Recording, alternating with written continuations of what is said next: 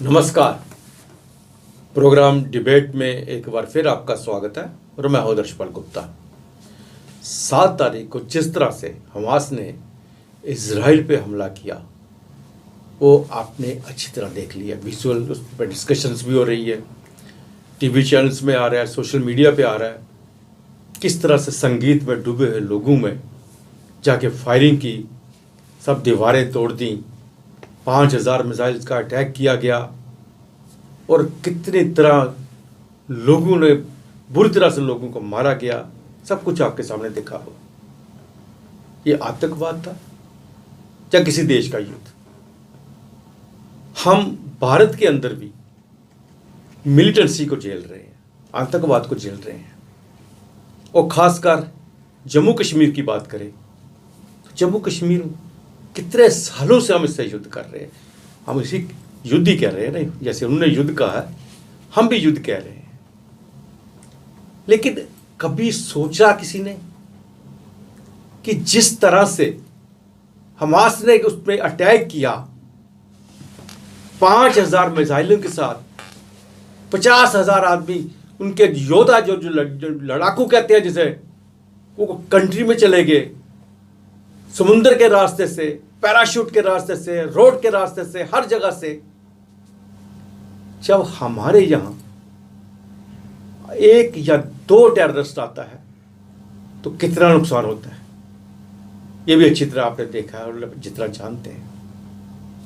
लेकिन सबसे बड़ी बात यह है कि हम आंखें नहीं बंद कर सकते, हम इस सोच को नहीं बंद कर सकते कि हम भी झेल रहे हैं इनको, टेररिज्म को हम भी झेल रहे हैं।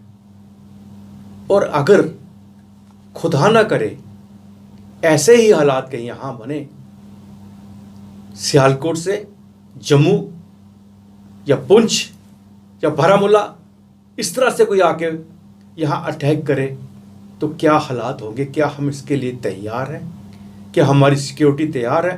हालांकि इजराइल की सिक्योरिटी की बात करते हैं तो सबसे बड़ी एजेंसीज मानी जाती है। जब उसको नहीं पता चला तो यहां क्या हालात बन सकते हैं अगर कल को ऐसे हालात बने। यही है वेकअप कॉल। एक आज हमारे साथ कर्नल डॉक्टर वीके साई है, डिफेंस एक्सपर्ट है। इनसे हम जानना चाहेंगे वहां के हालात जो हैं, जो कुछ वहां हुआ है और उसके बाद जो प्रतिक्रिया सामने आ रही है, और जो जैसा मैंने कहा है कि हम जो झेल रहे हैं, खुदा ना करे कोई ऐसा हो तो क्या हम तैयार हैं? क्या आज भी राजेंद्र सिंह है यहां पे जो रोक लेंगे?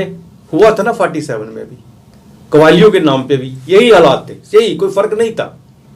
पाकिस्तानी सपोर्टर था वो भी। अब क्या हालात बन सकते हैं? कल साहब आपका बहुत बहुत स्वागत है। धन्यवाद। कल साहब, मिलिटेंसी जिस तरह से आगे बढ़ रही है, जिस तरह से इजराइल के अंदर हुआ है, दहशत पूरे विश्व के अंदर फैल चुकी है और ये युद्ध जो है और आगे बढ़ जाएगा, इसकी ये शंका है। और हो सकता है बहुत सी कंट्रीज में और भी शामिल हो जाएं, लेकिन नाम इसका यही दे रहा है, मिलिटेंसी, आतंकवाद, झंझारू, लड़ाके, वो सब चीज़ें आ रही हैं।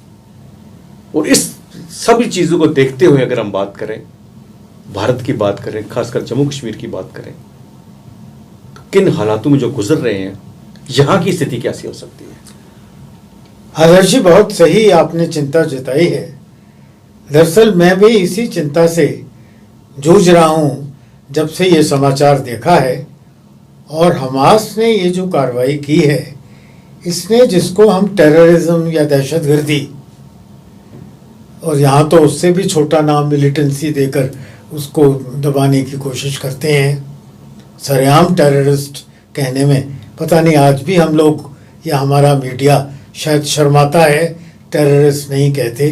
कुछ सरकारी रिपोर्टों में भी मिलिटेंसी जैसा नाम दिया जाता है सरेआम टेररिज्म को। पर इसको तो टेररिज्म प्लस कोई बड़ी नाम देने की आवश्यकता है। एक नया डायमेंशन टेररिज्म का हो गया है। टेररिज्म सिर्फ टेररिस्ट तक सीमित नहीं रह गया। Terrorism as a state policy जैसी पाकिस्तान की है वहाँ तक भी सीमित नहीं रह गया। Terrorism has become a method of war, जिसको हम प्रॉक्सी वॉर यहाँ कहते हैं। अब वो प्रॉक्सी से निकलकर ये एक जो मिसाल बनी है, टेररिज्म सरेआम एक ऑपरेशन ऑफ वॉर की तरह इस्तेमाल किया गया है। अब मैं कुछ वाक़यात जो हुए हैं उनके ऊपर ध्यान ले जाऊंगा और आपके माध्यम से दर्शकों को समझाना चाहूँगा कि वहाँ जो हुआ वो क्या है और जो विज़ हमारे देश में हो रहा है वो उससे कितना दूर है और हम इस तरह के ख़तरे से कितने दूर हैं और ऐसे ख़तरे के लिए हम कितने तैयार हैं। मेरी सबसे बड़ी चिंता मेरा देश, मेरा भारत है। मेरी चिंता मेरी यूनियन टेरिटरी J&K है। मेरी चिंता मेरा अपना गांव जम्मू और जम्मू प्रांत और जो बॉर्डर के नज़दीक में रहता हूँ उन सब को देखते हुए एक तरह से एक झंझोर देते हैं जैसे विचारों में, वो मुझे महसूस हुआ कि क्या हम ऐसी स्थिति से जूझने के लिए तैयार हैं तो कितने, नहीं हैं तो क्या क्या आवश्यकता है। शायद कुछ बात लंबी हो, मैं इस विषय पर आज बात करना चाहूँगा। पहले तो ये समाचारों में आ चुका है, संक्षिप्त में बताऊँगा। हमला तड़के सुबह हुआ, जबकि सिक्योरिटी फोर्सेस भी ढीले होते हैं, उनके यहाँ त्यौहार फेस्टिविटी चल रही है और आधी रात तक वो डांस और म्यूज़िक और वो, तो सुबह लोग सोए हुए थे। 4 साढ़े 4 के वक्त पर यही टाइम है जबकि हमारे यहाँ फ़ौज में एक ड्रिल होती है स्टैंड 2, तो वो लोटा बोतल लेकर लोग जंगल जाया करते थे। वो पुराने ज़माने की बात है। उस वक्त भी फ़ौज पूरी अपने हथियार लेकर बॉर्डर पर स्टैंड 2 हो जाती थी। अब वो आज ड्रिलें कहाँ तक हैं, ज़्यादा डिपेंडेंस इलेक्ट्रॉनिक सर्विलेंस पर हो गया है। सेंसर्स लग गए हैं, साउंड सेंसर्स लग गए हैं, सायरन्स लग गए हैं, तो ज़्यादा तवज्जो अब उस तरफ होने लगी है। जो बोट्स ऑन ग्राउंड हुआ करते थे शायद वर्ल्ड ओवर सब आर्मीज में कम होते जा रहे हैं और उन बोट्स की कदर और उन बोट्स की तवज्जो भी कम होती जा रही है हमारे देश में भी। ज़्यादा अब और एजेंसीज और तरफ ध्यान सरकार का शायद जा रहा है। सुबह तड़के हुआ, वो किसी कन्वेंशनल तरीके से नहीं आए कि स्काउट जाएगा और लीडिंग एलिमेंट्स जाएंगे और फायरिंग होगा और उस फायर की आड़ में एडवांस टू कॉन्टेक्ट करेंगे। वो 3 दिशा से आए, समुद्र से आए, मोटर बोट्स का इस्तेमाल किया, सुनते हैं पैडल बोट्स का भी इस्तेमाल किया। वो सी शोर पर आए, सी शोर से उन्होंने डैश ऑन किया जिसके लिए उन्होंने मोबाइक्स तक का भी इस्तेमाल किया। वो हवाई जो तरीके से आए वहाँ उन्होंने एब्सोल्यूट अनकन्वेंशनल पैराग्लाइडिंग का इस्तेमाल किया। पैराट्रूपर्स का इस्तेमाल पहले भी होता रहा है, पैराग्लाइडिंग की ये पहली मिसाल है। वो आए, उसके पहले उन्होंने 5000 ऑर्डिनरी सो टू से रॉकेट्स फायर करके सोते इज़राइल को जगाया और तहस नहस कर दिया। और जो बड़ा दुनिया का स्ट्रॉन्गेस्ट आयरन डोम कहा जाता है, अब जब 5000 मिसाइल आएंगे तो आयरन डोम के पास मिसाइल्स को हवा में शूट करने की शक्ति कितनी रहेगी? 20 को करेंगे, 50 को करेंगे, 100 को करेंगे, 500 को करेंगे। 5000 रॉकेट्स आए जिनको वो ऑब्वियसली रोक नहीं पाए। उसके बाद there is a first line of defence, there is a second line of defence, there are some reserve troops, there are some quick reaction teams, there are certain rapid action teams. किसी का भी तो जिक्र हमने नहीं सुना। और एक वो आयरन बिल्डिंग्स उन्होंने बनाई है उसके नट बोल्ट तक खोलकर वो गाड़ियों में और कार्ट्स में डालकर ले गए सोवेनियर्स के तौर पर, और 3 घंटे में ऑपरेशन पूरा कर दिया। अब मैं उसके अलावा एक पॉलिटिकल इजराइल की बात करूंगा। इजराइल पिछले 1 साल से पॉलिटिकल उसमें जूझ रहा है, इंस्टेबिलिटी, पॉलिटिकल इंस्टेबिलिटी में जूझ रहा है। उन्होंने कुछ ऑर्डर्स पास किए, कुछ कानून बनाए जो रियाया को पसंद नहीं थे, रियाया ने उसकी अपोजिशन की, कुछ गवर्नमेंट के लोग, कुछ उनके पुराने साथी अपोजिशन के साथ हो गए, और एक खींचातानी तब से चली आ रही है जो अब तक लागू है।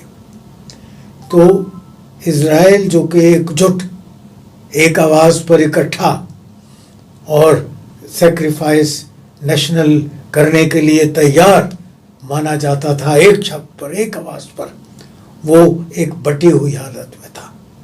मैं इसके कुछ पैरेलल्स अपने देश का जिक्र करने के समय करूँ। लेकिन कल साहब ये आपने से कहा बटे हुए था, लेकिन जिस वक्त अटैक हुआ, कंट्री पर अटैक हुआ, एकदम सब इकट्ठे हो गए। ये सबसे बड़ी बात है कि भाई उनके अपोजिशन के जो लीडर्स थे वो भी सैनिकों के साथ फ्रंट पे चले गए, सब कुछ दिखाया गया।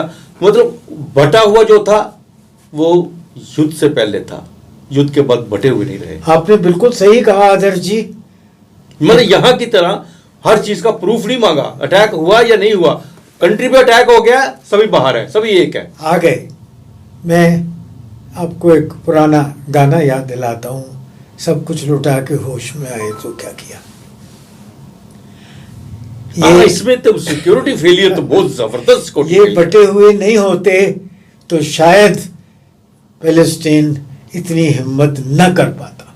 उन्होंने बड़ा अच्छा मौका ढूंढा कि ये आपस में उलझे हुए हैं, इनकी तवज्जो उस तरफ है, और जो एजेंसीज हैं वो लोकल अपोजिशन के विरुद्ध ज़्यादा जागरूक हैं, एक्सटर्नल थ्रेट की तरफ कम जागरूक हैं। और ये साबित होता है, ये पैराग्लाइडिंग की ट्रेनिंग, ये मोटर बोट्स पर असॉल्ट की ट्रेनिंग, ये 5,000 रॉकेट तो फायर कर दिया, उससे कम से कम 5 गुना 10 गुना ज़्यादा असला इकट्ठा किया होगा।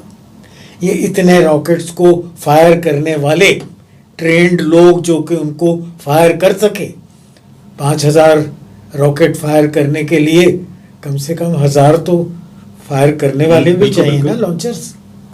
इन सब लोगों की ट्रेनिंग, इन सब का कोऑर्डिनेशन, उसके बाद उन्होंने बॉर्डर फेंस तोड़े हैं। काफ़ी कुछ सिमिलर है डेमो, जहाँ तक हम इनकी बात करें, पोलिटिकली बात करें, तो हमारे से कंट्री के साथ ये सब चीज़ें काफ़ी कुछ सिमिलर होती हैं। बॉर्डर फेंस तोड़े उन्होंने, बुलडोजर्स लाके बॉर्डर फेंस तोड़े, बॉर्डर के तारों को उन्होंने तार से उड़ाया।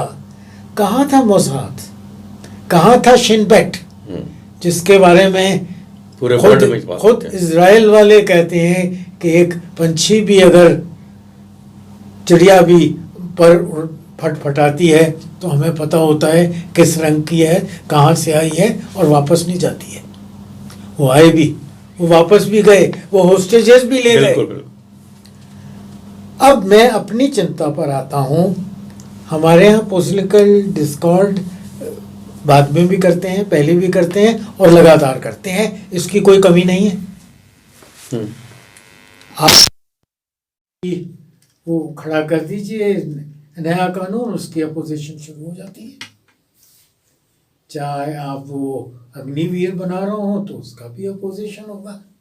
अभी हम कहते हैं हम पुराने युद्ध जो थे महाभारत पीरियड के, उनकी स्टडी करना चाहते हैं, सिर्फ इम्प्लीमेंट नहीं, सिर्फ उन टैक्टिक्स को स्टडी करना चाहते हैं। चाइना आज तक माओ सेतुंग की लिखी रेड बुक के ऊपर इंसर्जेंसी करता है, उनकी पूरी इंसर्जेंसी थ्योरी उसी पर है। पड़ोस में अफगानियों ने अपनी ओरिजिनल थ्योरी को बदली नहीं किया। कोरिया ने वियतनाम में शिवाजी और महाराणा प्रताप की थ्योरीज को आज तक अपनाया हुआ है, और अमेरिका जैसे शक्तिशाली देश को इन दोनों ने नाको चने चबा दिए। शिवाजी का गुरिल्ला वॉरफेयर इस्तेमाल करके वियतनाम ने, जो कि पूरे संसार में माना जाता है, हर दुनिया की आर्मी गुरिल्ला वॉरफेयर करती है। पर एक बार हमारी सरकार ने कहा कि हम उन सबको, एक ट्रेनिंग कमांड है हमारा शिमला में, जिनका काम ही इस अध्ययन को करना होता है। न सिर्फ इस अध्ययन को, जहाँ जहाँ युद्ध होता है हमारे मिलिट्री अटैशीज एज ऑब्जर्वर्स जाते हैं। यूक्रेन में भी हैं, रशिया में भी हैं। उसके पहले जहाँ जहाँ युद्ध होता है गल्फ कंट्रीज़ में, वो जाकर उसको स्टडी करते हैं, उससे कुछ लेसन्स ड्रॉ करने की कोशिश करते हैं। पर क्योंकि हमने पुरानी सभ्यता की स्टडी की बात की तो उस पर अपोजिशन शुरू हो गया। तो ऐसा माहौल हमारे यहाँ है कि सरकार कहेगी कि नहीं, आज बहुत ज़्यादा धूप है तो आज छाता लेना चाहिए। नहीं जी, छाता तो बारिश के लिए होता है, आप धूप में क्यों निकाल रहे हैं? ऐसी अपोजिशन करने वाले लोग हमारे यहाँ हैं जो सिर्फ इसी मुद्दे पर चलते हैं कि कोई भी चीज़ गवर्नमेंट से निकले और हम उसको अपोज करें और एक इशू बनाएं।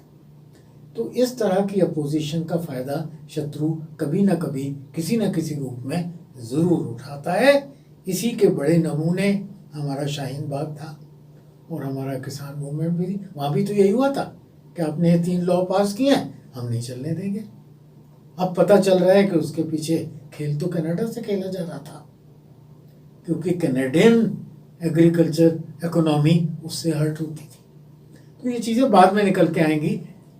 सब कुछ उठा के होश में आए तो क्या किया।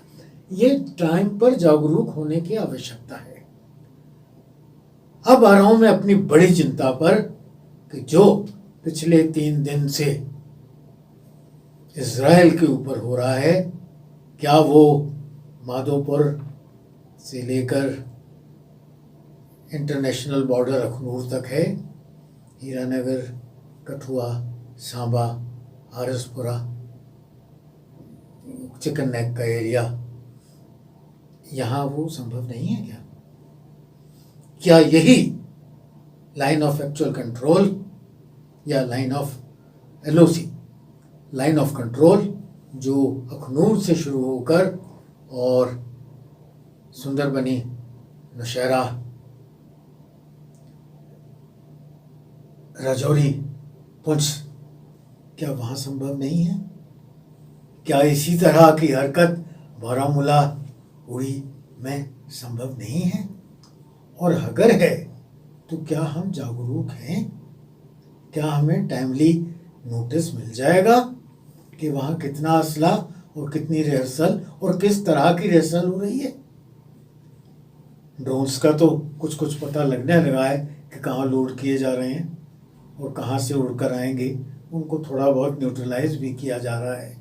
पर इस तरह की ट्रेनिंग जब भी वहाँ शुरू हो, क्या हमारे सिक्योरिटी तंत्र इतने मजबूत हैं कि वो हमें टाइमली वार्निंग दे सकें? यही एक चीज़ मैं कर्ण साहब आपसे जानना चाहता हूँ, क्योंकि अगर हम इस बात को लेके कह दें कि पाकिस्तान के हालात ठीक नहीं है, अंदरूनी हालात ठीक नहीं है, पाकिस्तान इस काबिल नहीं है कि वो हमसे युद्ध कर सके, लेकिन पाकिस्तान युद्ध कर रहा है ना, अघोषित युद्ध कर रहा है ना। अगर आपके हिल कॉका में या किसी दूसरी जगह में या किसी ऐसे जंगल में 2 या 3 टेररिस्ट आके चुप जाते हैं, हमारा कितना नुकसान कर जाते हैं। ये बात बिल्कुल सही कही आपने, कितना नुकसान कर जाते हैं। हमारे कितने जवान जो है, हमारे कितने ऑफिसर शहीद हो गए, पीछे से हम क्या करते हैं, उन तीनों को मार देते हैं। ये बात भी दुरुस्त है, बच के नहीं जाते। लेकिन ये बात है कि अगर किसी कंट्री की शय पे, पाकिस्तान में तो हिम्मत है नहीं इतना कर सके, पाकिस्तान जितना कर रहा है उससे ज़्यादा मुझे नहीं लगता वो उसके आगे बढ़ पाएगा। ऐसा युद्ध वो करेगा, लेकिन फिर भी हमें इसके लिए तैयार रहना पड़ेगा। यही मैं आपसे जानना चाहूंगा कि हमारी सेना, हमारी फौज इसके लिए तैयार है, ऐसा इसे रोक सकती है? अजय जी, पाकिस्तान जो कर रहा है शायद वो उतना भी नहीं कर सकता। जो पाकिस्तान कर रहा है उसकी पीठ के पीछे चीन का हाथ है। वो जिन ड्रोन्स का इस्तेमाल कर रहा है वो खुद नहीं बनाता। वो जो वेपन्स का इस्तेमाल कर रहा है, हो सकता है वो किसी और मुल्क से आ रहे हों। चाइनीज़ असला तो आमतौर पर रिकवर होता है टेररिस्ट से। बिल्कुल। ग्रेनेड्स आमतौर पर चाइनीज़ हैं, पर क्या वो असला तुर्की या और किसी उनके फ्रेंडली मुल्क से नहीं आ रहा? अगर पाकिस्तान यूक्रेन को हथियार और एमुनिशन भेज सकता है, तो क्या पाकिस्तान को हथियार और एमुनिशन देने वालों की कमी होगी? और आज जब ये दहशतगर्दी का कोई भी समझदार मुल्क, जिस तरह उन्होंने दहशतगर्दी की है, औरतों को बेइज्जत किया है और अल्लाहू अकबर लेकर वो गले काटे हैं लोगों के और उनके वीडियोस बनाकर वायरल किए हैं, जो मीडिया पर शायद इतने नहीं आए, सोशल मीडिया पर बहुत दरिंदगी वाले वीडियोस आ रहे हैं। उस सब को देखते भी आज उनके हिमायती हैं। ईरान में पार्लियामेंट में गाना गाकर इस अटैक की सराहना की गई है। मेरे अपने देश में, बिल्कुल, भारत में कल जुलूस निकला था प्रशंसा में पैलेस्टीनियंस की, जो बड़ा अच्छा किया उन्होंने। एक यूनिवर्सिटी AMU के बच्चों ने जुलूस निकाला उनकी तारीफ करते हुए। तो दूसरी बात है कि उसके बाद पे केस रजिस्टर किया गया, उसको रोका गया, चीज तो अलग दूसरी है। लग वो फिर होश में आए तो हाँ। क्या किया, मैंने इसीलिए शुरू में बिल्कुल। कहा कि फिर होश में आए तो क्या किया। क्या हम इन सब का प्रिवेंटिव करने के लिए तैयार हैं? क्या भारत इस सब बातों में कम से कम साइकोलॉजिकली एकजुट है? क्या पूरा देश और पूरी पॉलिटिकल पार्टीज इस सब की निंदा करके और एकजुट होकर सिक्योरिटी फोर्सेस का और सरकार का पूरे तन मन धन से सहायता करने को तैयार हैं? अगर नहीं है तो हमें जागरूकता की ज़रूरत है। अगर नहीं है तो हमें संभल जाने की आवश्यकता की ज़रूरत है। अब मैं आऊँगा सिक्योरिटी पर और फिर मैं आऊँगा मिलिट्री एंगल्स पर। सिक्योरिटी के तौर पर आज ये बहुत ज़रूरी हो गया है कि हम अब निकल आएँ। अगर हम बालाकोट में एयर स्ट्राइक करके आ गए और उड़ी में हमने जो सर्जिकल स्ट्राइक कर दिया तो बहुत बड़ा काम किया, प्रशंसनीय है, तारीफ करता हूँ, सल्यूट करता हूँ, पर उससे आने वाले 50 साल नहीं गुजरेंगे। हमें बार बार ऐसे एक्शंस के लिए तैयार होना चाहिए, न सिर्फ करने के लिए बल्कि दुश्मन द्वारा किए जाने वाले इसी तरह के एक्शंस का मुकाबला करने के लिए। और आज जब दहशतगर्दी ने एक वॉरफेयर का रूप ले लिया है, जिसकी मिसाल इस नई डायमेंशन से मिलती है, तो इस तरह की डायमेंशन की दहशतगर्दी को लड़ने के लिए भी तैयार होना होगा, जिसके लिए नई डॉक्ट्रिन्स की ज़रूरत है। हमारी जो क्विक रिएक्शंस टीम है, शायद उनको रैपिड क्विक रिएक्शन टीम्स बनना पड़ेगा। हम जो सेक्टर फोर्सेस बनाने का सोच रहे हैं, थिएटर वॉर्स करने की कोशिश कर रहे हैं, शायद इसके एक छोटे दर्जे पर इसी तरह की इंडिपेंडेंट टीम्स हमें ज़्यादा फ्रीक्वेंसी पर बॉर्डर पर लगानी पड़ेगी, जिनको के थिएटर कमांडर के आज्ञा के बगैर इमीडिएट रिएक्शन में इस्तेमाल किया जा सके। तो रैपिड क्विक रिएक्शंस की टीम की ज़रूरत है। हमें न सिर्फ बॉर्डर के पूरे इलाके में ऐसी डेमोग्राफी और ऐसी एजेंसीज चाहिए जो कि जागरूक रहें और क्विक इंफॉर्मेशन पीछे पास कर सकें।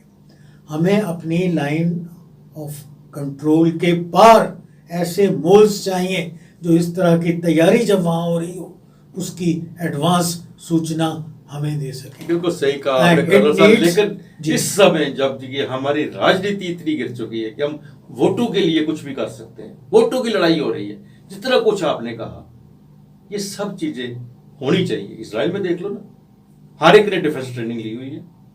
यहाँ हम अग्निवीर की बात की तो 50 बातें सामने आ गई। चलो कुछ नहीं, ट्रेनिंग ही ले लो, एनसीसी की ट्रेनिंग ले लो, किसी वक्त के सिविल डिफेंस की ट्रेनिंग ले लो, कुछ तो करो ताकि ऐसा कुछ समय आए, क्योंकि हालात जिस तरह से बन रहे हैं किसी देश में किसी वक्त भी कुछ भी हो सकता है।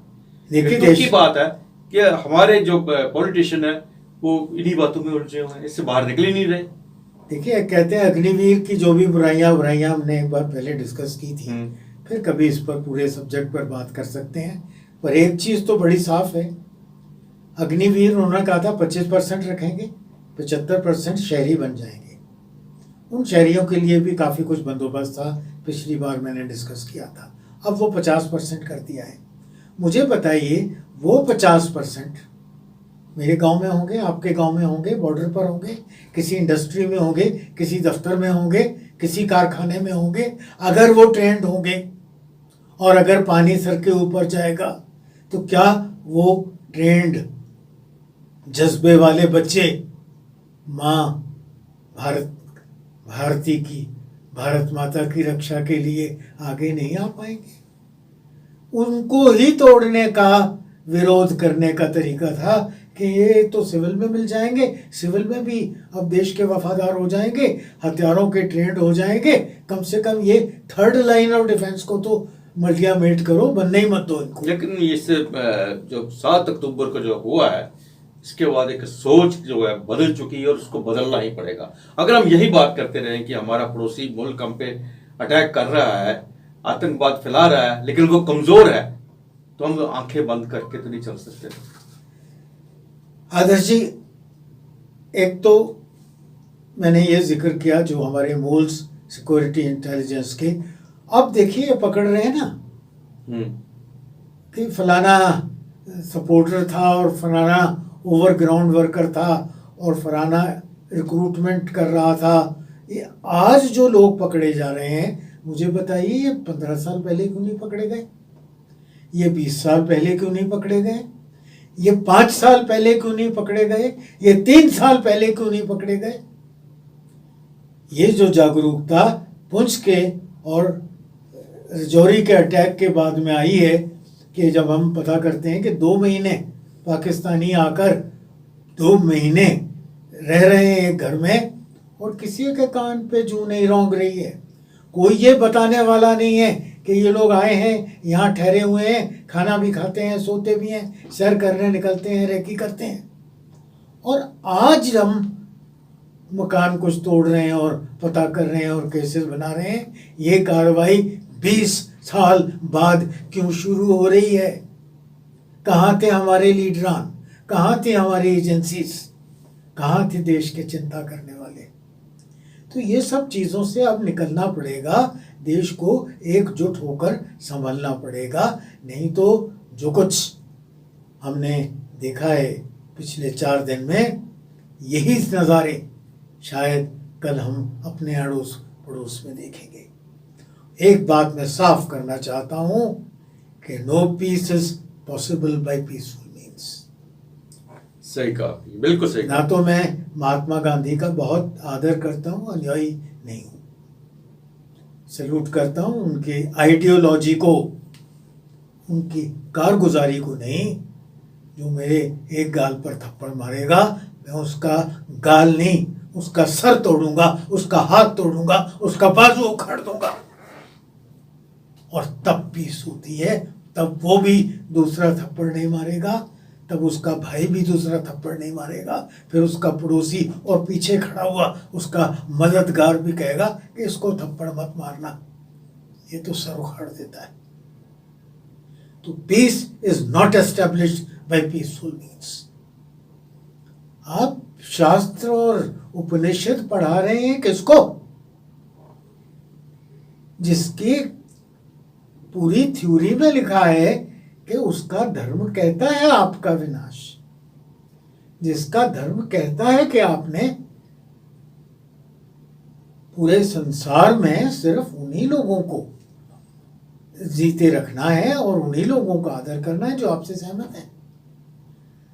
आप वहां पर पंचशील की बातें करते रह गए, कितने बरस निकल गए उसमें। और आज भी हम जो बात कर रहे हैं